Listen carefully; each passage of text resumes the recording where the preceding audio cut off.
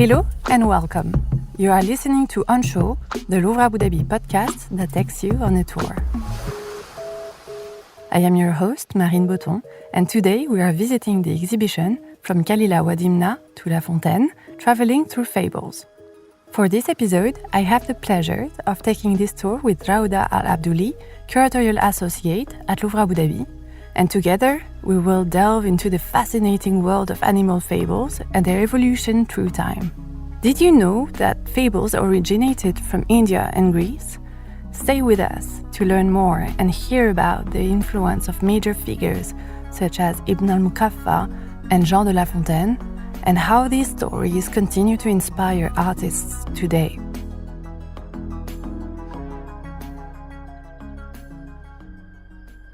Rawdha, thank you very much for taking us on this short tour of our new exhibition From Kalila wa Dimna to La Fontaine, traveling through Fables, opening at the Louvre Abu Dhabi.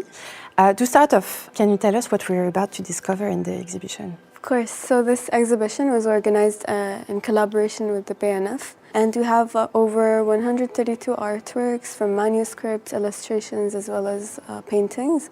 And basically the exhibition is about animal fables. Yeah. And so fables are a literary genre in which animals basically speak like humans, and the purpose of these fables is usually to give life lessons and teach you moral values. And so that's what we're about to discover through this exhibition. And we are standing in the introduction room where we're welcomed by this gigantic book. It's like 3 meters wide, right? Something like that. Exactly. And we see it's open on a double page, written in Arabic, I guess? Yes. So the idea was that we wanted the visitor to kind of enter the world of fables. And when you think of fables, you think of a huge storybook with images. Yeah. And so here we have an image or a print of one of the oldest manuscripts in the exhibition, one of the oldest illustrated manuscripts actually in the exhibition. And on top we see these images flying, and this is all images from the Fables of La Fontaine, Kalila wa Dimna, Aesop, etc. And so the idea was to show the importance of illustrations in giving the reader a visual aid to what they're about to read. Yeah, because as you said, we are talking about storybooks. It's of course a text with the story written, but also the illustrations, and we think of children's books, but it's not just for children, right? Exactly, of course not. It's for all ages. We can all learn lessons from these fables. All right, let's enter the exhibition and discover the first section. The exhibition is divided in 3 main sections, right? Exactly. So the first section is dedicated to travel of these fables, and then we have the second section, which is more so narrating the stories, and then the last section is the contemporary reception. Let's enter the first section of the exhibition. It's called Traveling Tales, and we're faced by, again, 3 big books and highlighting 3 main actors from the Fables world. Exactly. So what we try to do here is to explore 2 distinct traditions, the Eastern tradition and the Western tradition of these fables. First, the Eastern tradition. What does that mean? So the Eastern tradition basically refers to the tradition which originated first in India, so with the Panchatantra. What is the Panchatantra? So the Panchatantra is a collection of animal fables compiled in Sanskrit. So it's a very old tradition. Exactly, it's very old. And we have a copy here. Right. And next to it, we see also an image, an illustration. In a way, it's a stone carving from India, right? From Indonesia, actually. This is from a stone carving in Indonesia, and it shows you how early on these fables were illustrated. And it's interesting because this is a fable that we will see throughout the exhibition. It's the fable of the turtle and the 2 ducks. So we'll keep the suspense about the story for later. Yes. And part of this Eastern tradition, then we have a famous writer. Yes. So after the Panchatantra, we have the first translation. We actually have 2 translations. The first translation was in Syriac, but it's now lost. And then we have another translation, which was in Old Persian, or also known as Pahlavi. Okay. And from that version, we have the Arabic translation. Okay. So the Arabic translation was done by Ibn al-Muqaffa, and so Ibn al-Muqaffa was Persian in origin, so he was able to translate the Persian version to Arabic in a very high level of Arabic language, actually, because in his life Ibn al-Muqaffa actually lived with people who were Bedouins, and Bedouins are known for their high level of language and their literary skills, basically. So what we have here, this is the masterpiece of the exhibition. Yeah. So it's a copy of Kalila wa Dimna. Right. It's a copy of Kalila wa Arabic. Dimna in Arabic. We don't have an exact date, so basically we date it to around 1220. 1222. Yeah, and this copy is beautifully illustrated. We see these two jackals. One is blue, one is red, and they're identified, right? Right. The blue one is identified as a small script in Arabic, Dimna, and then the red one is Kalila. So these are the two main characters of Kalila wa Dimna. Kalila wa Dimna, exactly. And then, so this version of al-Muqaffa was the kind of main point of diffusion of all the other translations. So we have translations in over like 40 languages, and that's kind of what we see here in these showcases. It's a sort of timeline of all the translations, adaptations, and transformations that the text of Kalila wa Dimna underwent through time and within different time periods. So let's move on to the next tradition, the Western tradition. What are we talking about, and who are we talking about? So in the Western tradition, we have the figure of Aesop, and Aesop was a legendary Greek writer who was said to have lived around the 6th century BCE. And his fables were very popular in the West, and they're kind of equivalent to Kalila wa Dimna in the East. In fact, I'm pretty sure we all know some of these fables today, like, for example, the fable of the boy who cried wolf. Right, and the fable of like the turtle and the rabbit. Yeah. So his fables, like not only to us but to everyone in the West, especially, were very widely dispersed and very, very popular. And then from this point, we move on to Jean de La Fontaine. So the figure of Jean de La Fontaine, he was a French writer from the 17th century. From the 17th century, and he was inspired by both fables of Kalila wa Dimna and Aesop. So in his collection, his first collection of fables, he was inspired by Aesop and other literary figures.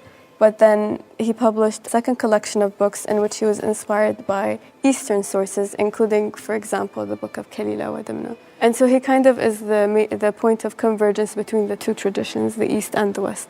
But he doesn't do just a mere translation, right? It's really an inspiration. It's a readaptation and it's a transformation of these original texts. And that's kind of what we see now in the second section, in which we kind of explore the similarities between the text of Kalila wa Dimna and the text of La Fontaine, and the similar stories and the similar morals they sought to convey. So you see already that from the 6th century BC to with the Aesop, to the 8th century with Ibn al-Muqaffa, and to the 17th century with La Fontaine, that there is a long tradition. And we will see now in this new section, telling stories, some of these stories and how they are adapted. But first off, maybe let's say a word about the space. So we have this large gallery. Exactly. What you see in front of you is kind of this yellow, I like to call it like a yellow brick road because it kind of looks like we have a path on the ground. We have a path on the ground, and then we have banners, and on each banner we see a moral or a theme. So we have friendship and alliance, being content with what you have, trickery, evils of lying, and etc. And the idea here was to kind of group underneath these morals fables which pertain to the theme on the banner. Yeah, and so we led through those different morals, and in each group of showcases we have various interpretation in manuscript and in art of these morals, right? Yeah, so you have maybe the first one? Yeah, we can go look at this one. So over here we have a clock representing the milkmaid and the milk jug, and this goes under the theme of acting without thinking.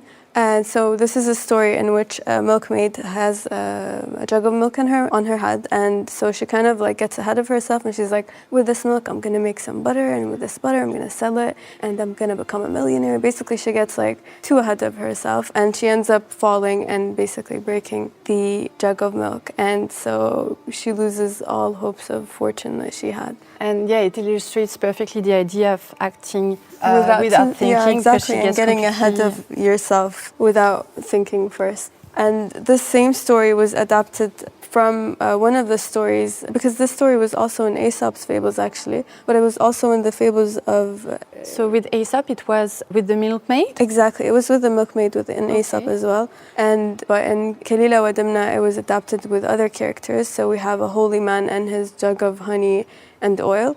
And it's pretty much the same exact story, just different characters and somewhat different setting, exactly. Yeah, and we've seen with this showcase, with this clock and those manuscripts that, we have also a variety of objects, because like the exhibition invites us all to read those fables, to really like wonder at the illustrations, but also we see like the impact on art through different art forms, painting, ceramics, and so on. Do you have a favorite fable or one that you think is particularly important? I think the fable of the turtle and the two ducks would be interesting, because we saw at the beginning with the Panchatantra, it was illustrated, and one of the... Yeah, on the image of the stone carving from Indonesia, yes.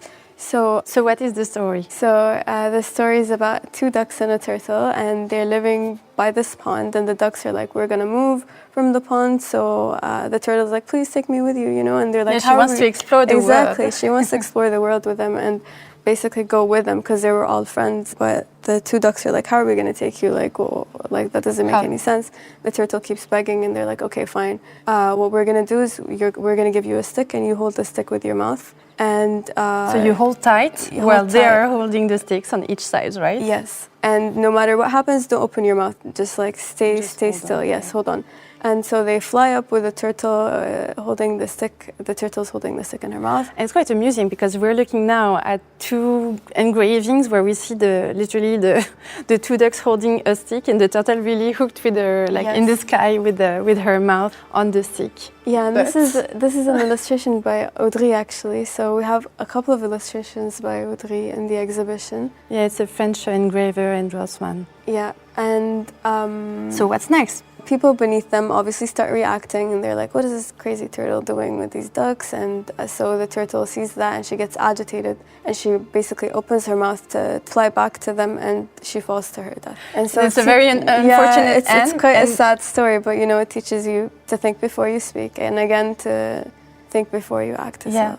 And really all of these morals are part of an important genre in literature, especially in the Eastern literature, the Mirror of Princes. Right, so the Mirror of Princes was a literary genre in which it sought to teach future sovereigns and future princes how to act and how to behave. And so Kalila wa Dimna, for example, was considered a mirror for princes. But it's not just for princes, of course, and it's not just for children. It works for children and adults. It works for children and adults. We all can learn something from these fables. And as we walk through this section, we can invite the visitors to discover the different morals. On each showcase, there is a little summary of these stories, right? To understand the objects inside the showcases.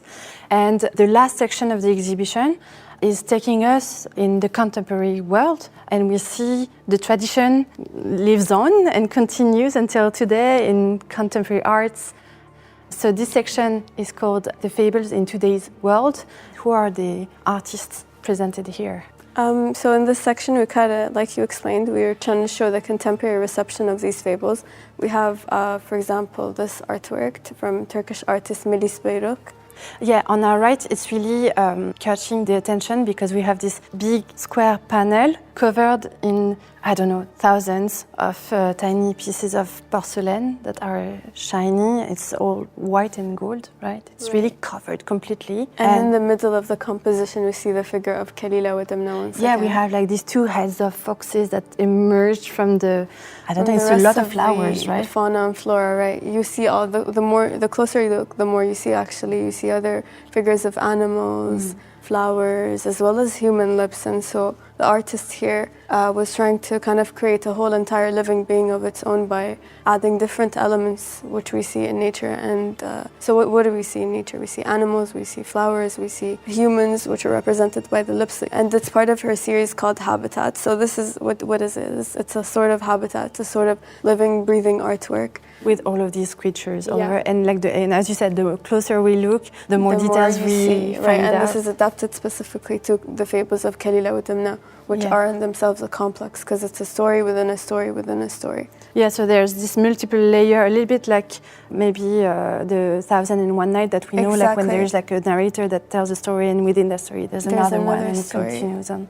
Maybe another artist that interpreted also Kalila wa Dimna, but from the book itself, we have a couple of artists that work directly from books. Right, a lot of the artists that you see here were inspired by the miniatures and the manuscript. And in fact, some of the artists were inspired by manuscripts which are actually in fact in the exhibition, so you can kind of make the connection between the two. So if we look at this artist here, for example, Asma Bahmim, she's a Saudi artist, and she's also inspired by miniatures, so she kind of recreates these miniatures.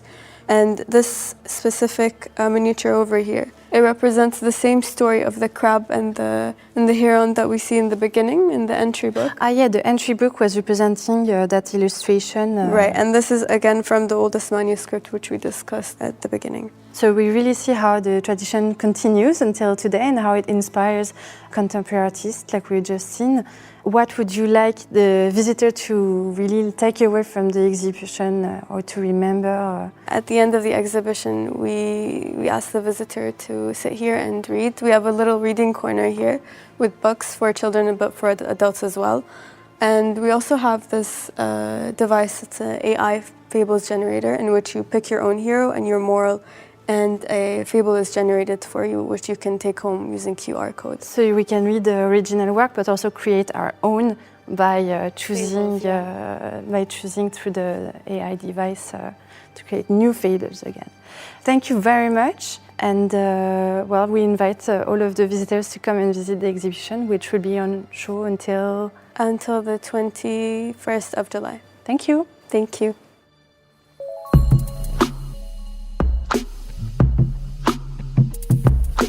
This was an episode of On Show, the Louvre Abu Dhabi podcast that takes you on a tour.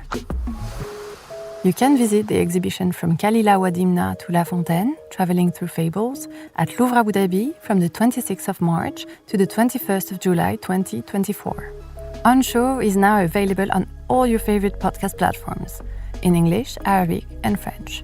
Simply subscribe to the Louvre Abu Dhabi channel to discover or rediscover our past episodes and to be the first to know about the next ones. And if you enjoyed this episode, please consider sharing it with your friends and giving us a 5-star rating. On Show is a podcast produced by the Louvre Abu Dhabi. Executive producers Amine Kharchach and Botton. Recording by Amine Kharchach. Post-production, music and mixing by Making Waves. Additional music composed by Yarub Smarid. Our warm thanks go to Rawdha AhmedAlAbdouli for her kind participation to this episode. Thank you for listening. Stay tuned for our next episodes.